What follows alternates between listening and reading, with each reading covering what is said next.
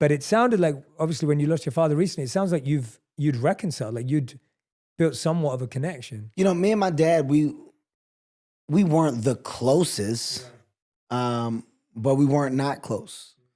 My dad, at the end of the day, I'm going to love my dad for simply being my dad. Now, my dad's life, you know, had several different versions of drastic downs, right? A small amount of ups, but a lot of downs.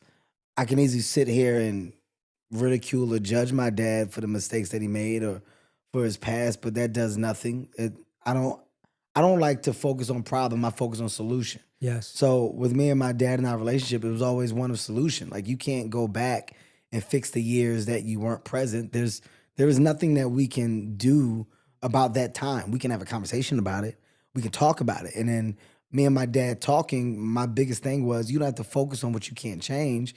The fact that you're here now and that you made a decision to get clean, to turn your life around. It's never too late. My dad was, 50 plus at the time when he said, I'm gonna go ahead and figure it out. And I'm gonna close that door and I'm gonna work on this other door. This door over here was, like I said, jail, drugs, in and out of his kid's life, to the point where, there's a time when we didn't know where my dad was. And I bumped into my dad on the train. I tell a story. I bumped into my dad on a public transportation in Philadelphia. Like not seeing him in years, I randomly saw my dad.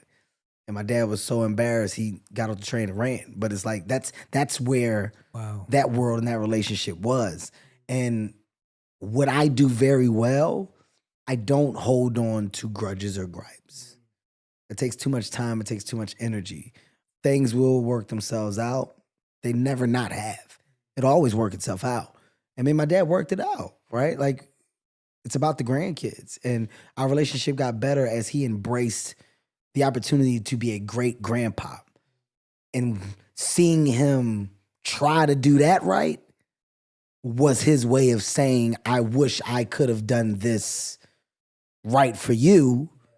I can't. Like, I know what you're saying without saying it. Sometimes you don't need words. Although some people do need them.